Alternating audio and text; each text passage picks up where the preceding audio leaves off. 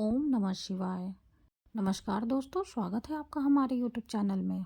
आज के इस वीडियो में हम मौनी अमावस्या की कथा का पाठ करेंगे। तो आइए पाठ शुरू करते हैं। पुराणों के अनुसार कांचीपुरी में एक ब्राह्मण रहता था। उसका नाम देवस्वामी तथा उसकी पत्नी का नाम धनवती था। उनके 7 पुत्र तथा एक पुत्री थी। पुत्री का नाम गुणवती था। ब्राह्मण ने 7 पुत्रों को विवाह करके बेटी के लिए वर खोजने अपने सबसे बड़े पुत्र को भेजा। उसी दौरान किसी पंडित ने पुत्री की जन्म कुंडली देखी और बताया, सप्तपति होते होते यह कन्या विधवा हो जाएगी। तब उस ब्राह्मण ने पंडित से पूछा, पुत्री के इस वैध दोष का निवारण कैसे होगा?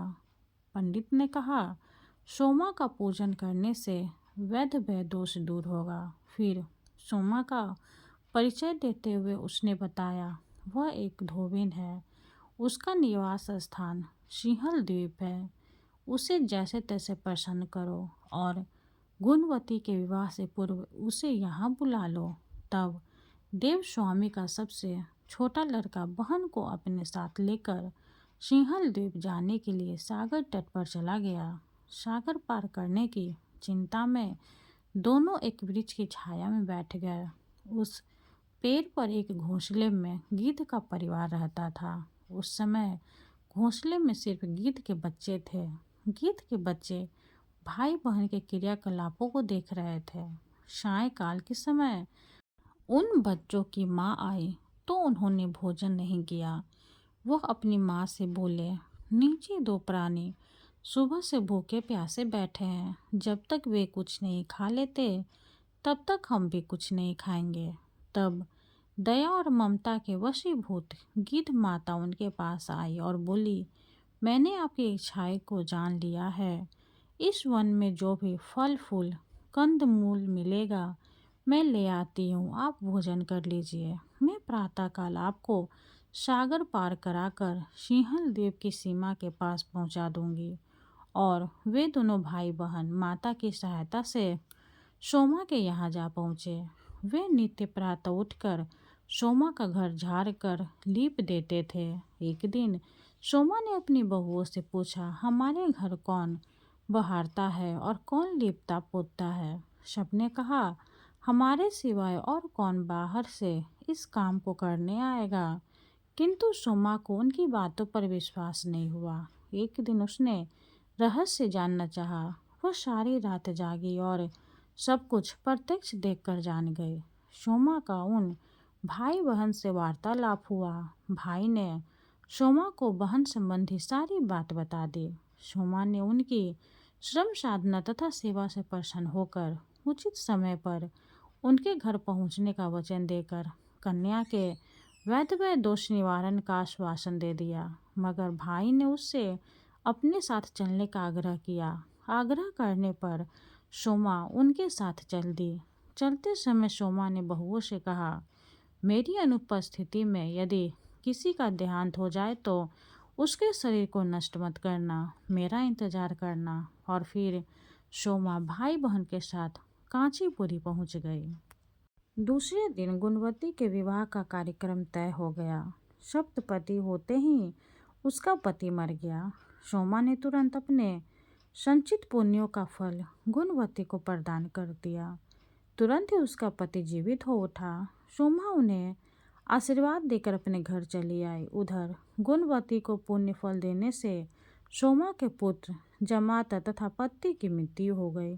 सोमा ने पुण्य फल संचित करने के लिए मार्ग में पीपल वृक्ष की छाया में विष्णु जी का पूजन करके 108 परिक्रमाएं की। इसके पूर्ण होने पर उनके परिवार के मृतक जन जीवित हो उठे। निष्काम भाव से सेवा का फल मधुर होता है। इस व्रत का यही लक्ष्य है। कथा समाप्त हुई। अब हम विष्णु भगवान की आरती करेंगे। ओम जय जगदीश हरे, स्वामी जय जगदीश हरे। भक्त जनों के संकट शनि में दूर करे। ओम जय जगदीश हरे, जो ध्यावे फल पावे, दुख बिन से मन का, सुख संपत्ति घर आवे, कष्ट मिटे तन का। ओम जय जगदीश हरे, माते पिता तुम मेरे, शरण गहूँ मैं किसकी, स्वामी शरण गहूँ मैं किसकी। तुम्हें बिन और न दूजा, आस करूँ मैं जिसकी। ओम जय जगदीश हरे, तुम पूर्ण परमात्मा, तुम अंतर्यामी, पारे ब्रह्म परमेश्वर, तुम सबके स्वामी। ओम जय जगदीश हरे, तुम करुणा के सागर, तुम पालन करता।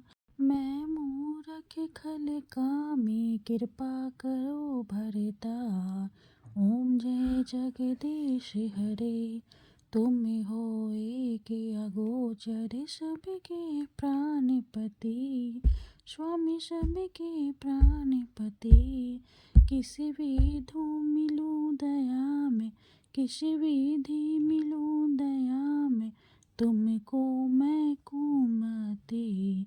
ओम जय जगदीश हरे, दिन बंधु दुख हरता, तुम ठाकुर मेरे, स्वामी तुम ठाकुर मेरे। अपने हाथ उठाओ, अपने हाथ उठाओ, द्वार पर आ तेरे। ओम जय जगदीश हरे, विषय विकार मिटाओ, पाप हरो देवा, स्वामी पाप हरो देवा। श्रद्धा भक्ति बढ़ाओ, संतन की सेवा। ओम जय जगदीश हरे, श्री जगदीश जी की आरती जो कोई नर गावे, स्वामी जो कोई नर गावे। कहते शिवानंद स्वामी, भजत शिवानंद स्वामी, सुख संपत्ति पावे। ओम जय जगदीश हरे, ओम जय जगदीश हरे। विष्णु भगवान की जय हो।